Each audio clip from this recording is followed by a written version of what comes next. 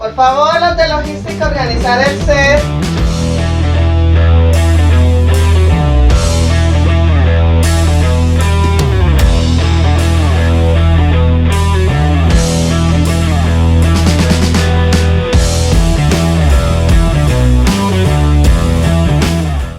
Los demás están pendientes para salir al aire.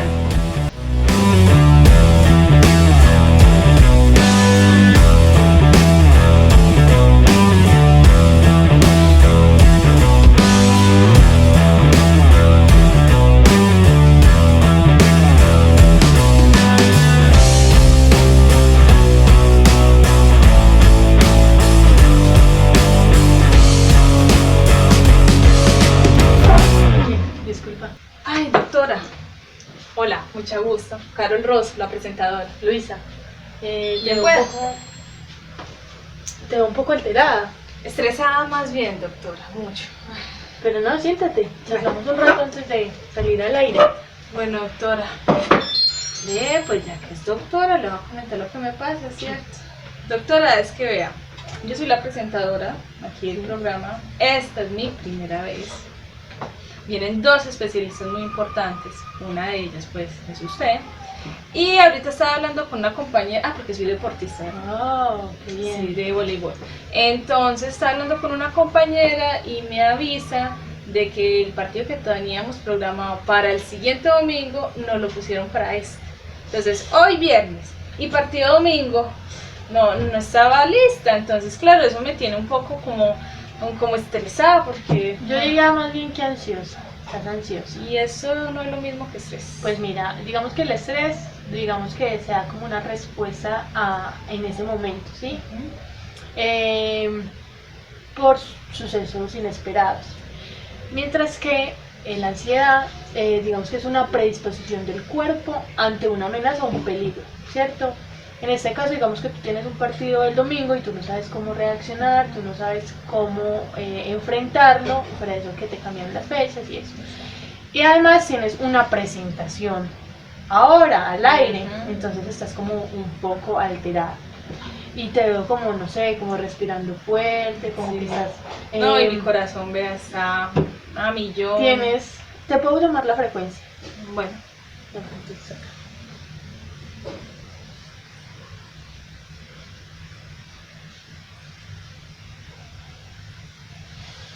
La verdad es que si tienes un poquito alterada la frecuencia cardíaca. Lo que yo te recomiendo es que te calmes, ¿sí? Que te tranquilices, que antes del partido tomes un tiempo de relajación, de meditación, si te gusta la meditación, y te calmes porque digamos que esos estados de activación y de alteración no pueden ser buenos, no son buenos, digamos, para el partido. pero es que lo raro es que, por ejemplo, cuando yo entreno, no me pasa esto. O sea, sí entreno bien, hago bien mis jugadas, mis remates, mis servicios, o sea, hago bien todo. Pero al momento del partido, Claro, porque es que en el entreno no tienes la presión de pronto de ganar, de tener que cumplir con resultados, de decirle al entrenador que es que debemos ganar, ¿cierto? no, y ni hablar del entrenador, porque... Es fuerte. Entonces sí, entonces yo te recomiendo que más bien que lo gestiones, que te relajes y que en esta presentación te va a ir súper bien. Digamos que es tu primera vez, pero tienes que tener confianza en ti y en que lo puedes hacer. ¿Listo? Si quieren nos vamos y nos tomamos un tecito. Y te Bueno, tranquilizas. vamos a la cafetería entonces.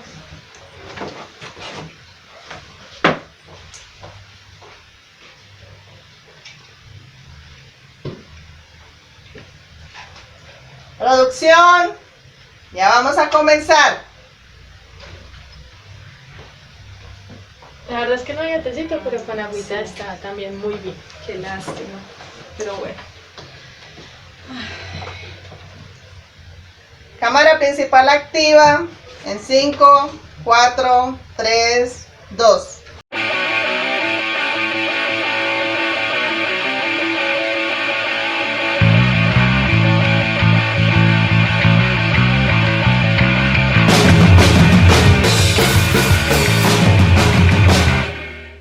Muy buenos días, mis queridos televidentes. Nos encontramos nuevamente en nuestro queridísimo programa Sport Psychology. El día de hoy trataremos un tema muy aclamado por el público. Así es, mis queridos televidentes, es el aprendizaje deportivo. Para ello trajimos una invitada muy especial. En este momento nos acompaña la doctora Luisa Loaiza. Doctora, bienvenida al programa. Muchas gracias, Carol, muchas gracias a los televidentes por hacerme esta invitación. Doctora, para iniciar, nos gustaría saber de qué trata esto del aprendizaje deportivo. Bueno, primero el aprendizaje deportivo o el aprendizaje se entiende como una habilidad, una competencia o una adquisición de un conocimiento, ¿cierto? Y esto se mide, digamos, en cuestión de logros, o sea, qué es lo que puede lograr, digamos, la persona o el deportista en este caso. Entonces, básicamente sería como eso. Eso sería como el aprendizaje deportivo. Bueno, siguiendo un poco como su trabajo, su investigación, se logra observar que usted sigue también como el trabajo de la doctora Cafaro sobre las etapas del desarrollo. ¿Esto de qué trata? Bueno, yo creo que imprescindiblemente, indispensable que hablar de aprendizaje deportivo, se tiene que hablar de etapas de desarrollo. O sea, digamos que el proceso por el cual el niño pasa para, digamos, adquirir una formación, unas habilidades y posteriormente, si se desea, pues, o si se logra, porque esto también es de logros, llegar a un alto rendimiento o, bueno, altas competiciones. En esta etapa, digamos que se hablan de varios periodos, en el cual el niño adquiere unas habilidades, como ya lo dije. Entonces está como de 2 a 3 años, donde el niño aprende jugando, aprende habilidades motoras básicas, ¿sí? Está de los 7 a 10 años, donde ya el niño empieza, digamos, su etapa de formación, pero en esta etapa, digamos que se da como, no una especialización, no, sino que se le muestra al niño amplia gama de deportes en los cuales él puede elegir. Aquí aprende adquisiciones de patrones básicos, ¿sí? Reptar, escalar, bueno, como que él aprende a desenvolverse en el medio. Ya está de los 12 a los 14 años, que ya empieza como el periodo de especialización del niño, ¿sí? Donde ya empieza a guiarse por un deporte en específico. Y ya los mayores de 14 años es, digamos que ya en ese inicio de alta competencia, ¿sí? Entonces básicamente es como esos periodos en los que el niño se va desenvolviendo y en los que el niño va adquiriendo habilidades y, bueno, digamos que todo este proceso de desarrollo.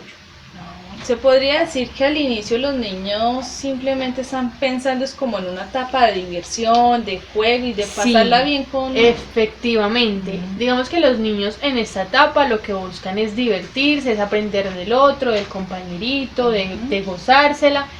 Pero digamos que esa presión de tener que competir, de tener que lograr cosas, de tener que llevar una medalla a su casa, en donde esa presión de los entrenadores a veces y de los padres en la mayoría de los casos, pues digamos que da como una maduración precoz y digamos que no tan sana para el niño. Entonces sí, hay que tener, digamos, cuidado con los padres de no especializar a los niños y de no generarles esa presión. Ahora que habla de esa especialización, también en su trabajo usted sigue una tabla de Platonov que habla de unas fases que iniciación. ¿Nos podría ampliar un poco más cómo es eso? Bueno, digamos que también dependiendo, siempre he dicho, no a la especialización temprana en los niños, digamos en la formación deportiva. Sin embargo, hay deportes en los que se necesita que el niño empiece temprano en su actividad deportiva. Por ejemplo, la gimnasia rítmica. Todas las modalidades de gimnasia en las que los niños deben empezar su formación deportiva a los 3 o 5 años, donde su alcance máximo puede darse entre los 17, 18 años, mientras que por ejemplo el atletismo, la formación de iniciación puede darse entre los 13 y 14 años, ¿sí? Y sus resultados se pueden ver por ahí a los 20, ¿cierto? Entonces digamos que dependiendo de la modalidad deportiva, bueno, no modalidad, sino del deporte, se ve como esa necesidad de introducir al niño en este deporte a más temprana edad. No, claro, y también es mucho tener en cuenta y la importancia de que el niño debe pasar por ciertos procesos para que no vaya a tener unas deserciones a temprana edad, ¿verdad? Sí, digamos que los niños empiezan, o más adelante en la adolescencia, los niños desertan por esa misma presión de los padres, esa misma presión del entrenador, de tener que estar entrenando muchas horas del día y de entregar su vida prácticamente a esa actividad, porque son muchas horas de trabajo, muchas horas en las que él debe dedicarse a competir, ¿cierto? Entonces, el niño ya, por ejemplo, a los 16 o 17 años, después de haber tenido que competir a sus 10, 8, 7 años, ¿cierto? Ya a los 16 años ya no quiere saber de las competencias, ya quiere salir con sus amigos, y entonces es necesario que, que, que no se dé esta especialización y que se le permita al niño disfrutar, que se le permita elegir, que se le permita decidir. Más que presionarlo, decirle a los padres que son un apoyo, ¿sí?, en el proceso, pero que no son ellos los que toman las decisiones.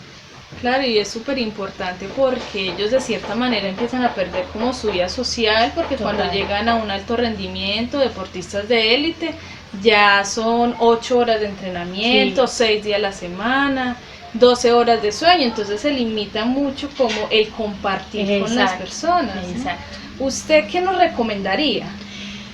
Primero, entender que los niños, hablando digamos de las etapas de inicio, ¿cierto? Que los niños son niños, que hay que entenderlos como seres humanos y no como máquinas de logros, ¿sí? Que están para disfrutar el proceso, que los padres deben acompañar el proceso, darles esa posibilidad de que elijan en una amplia gama de deportes y que se decidan por uno, si quieren hacerlo. También entender que el deporte se puede ver como un estilo de vida. Hay muchos que no logran las altas competiciones o la élite, pero que puedan, digamos, encontrar en el deporte, digamos, un estilo de vida como por ejemplo el deporte para todos, donde la mayoría o todos, como se dice, el deporte para todos es en el que se pueda encontrar la posibilidad de yo estar en ese espacio, ¿sí? Sin necesidad de lograr altas metas o trofeos, o bueno, sino por la decisión de estar. No, y también como usted nos menciona la importancia pues de los padres y eso, también del entrenador, se vuelve como un triángulo deportista, donde el niño es el deportista, pero en sus esquinas, entrenador y padres, él siempre se va a ver ahí influenciado y esperando como sus padres como una aprobación. Exacto. Entonces es muy importante que los padres con sus niños entiendan de que primero son padres y no son entrenadores. Exacto. Principal, darles un apoyo fundamental, ¿verdad? Sí, que los padres siempre están ahí dándole un apoyo a los niños. Doctora, muchas gracias por esta información. Muchísimas gracias a ustedes por la invitación. Bueno, mis queridos televidentes, eso ha sido todo en esta sección. Vamos a un corte de comerciales, pero ya volvemos.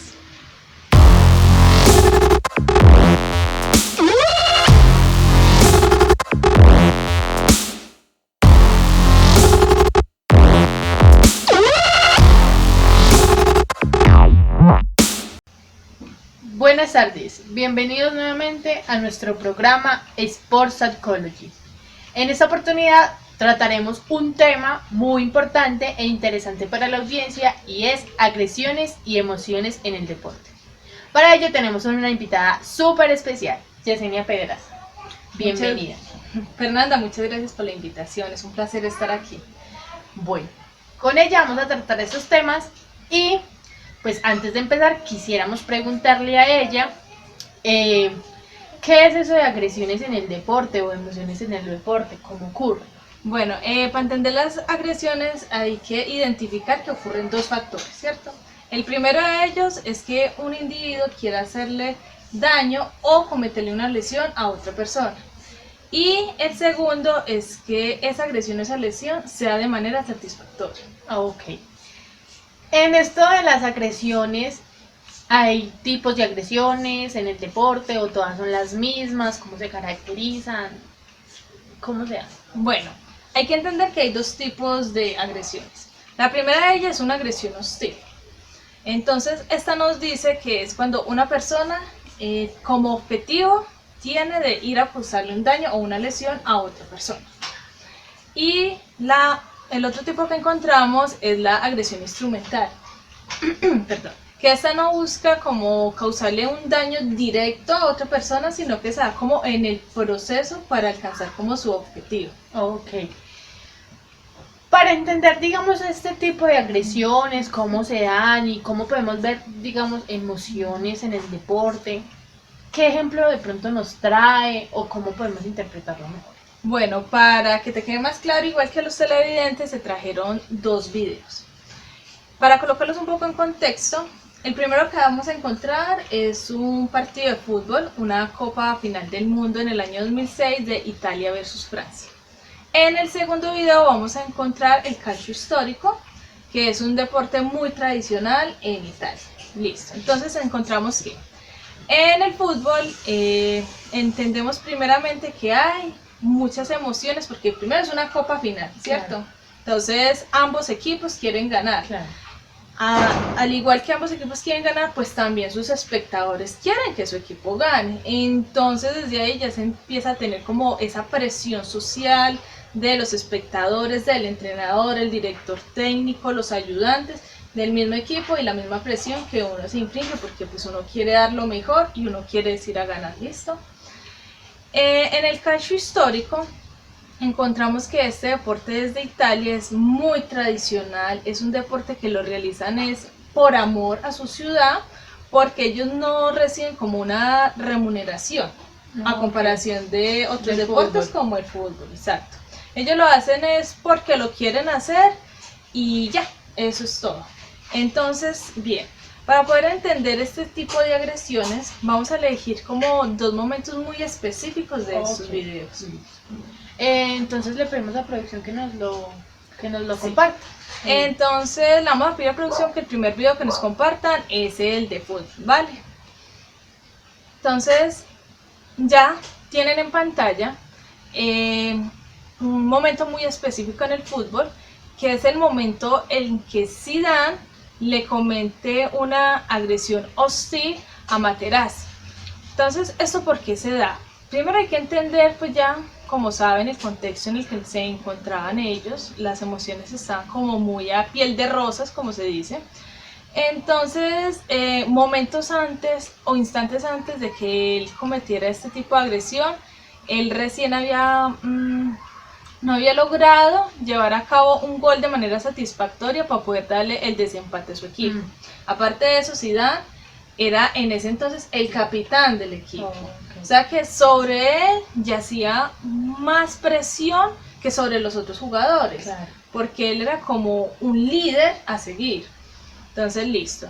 Se dice que se presenta un pequeño roce entre Materazzi y él y Zidane, que hace que Zidane como que Actúa de manera impulsiva. sí, que sea como un detonante para que él le dé este cabezazo a Materazzi, ¿verdad? Ahora le vamos a pedir a producción que nos ponga nuestro segundo video, que es el del calcio histórico.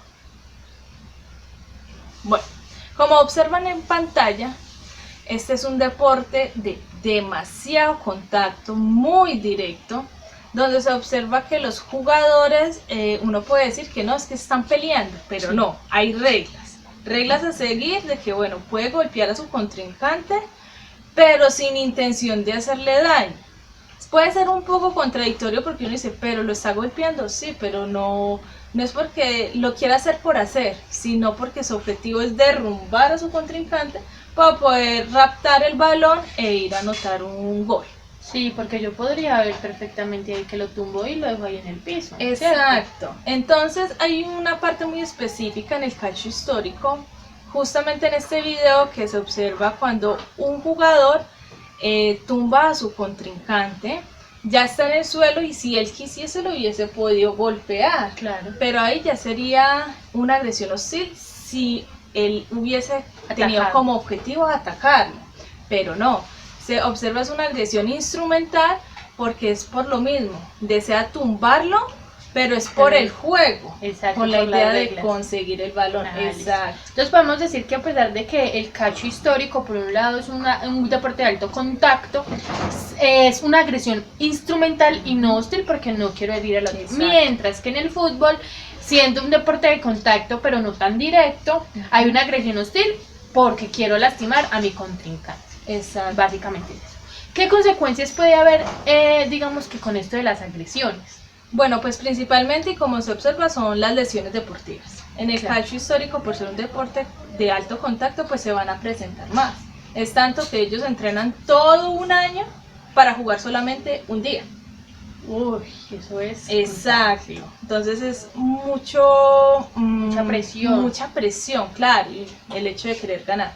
En el fútbol sí están ellos constantemente practicando, tienen partidos, lo que se le llaman los amistosos, y se puede observar que muchas veces, a pesar de que no tienen contactos tan directos, sino más bien indirectos por ir a buscar el balón, se toman de una manera muy, muy hostil, muy agresiva. Entonces, como que si comparamos estos videos, podemos observar de que las agresiones pues ya se encuentran más claras, y entender de que hay que saber cómo llevar unas reglas para poder hacer como un juego limpio. Listo. Ujú.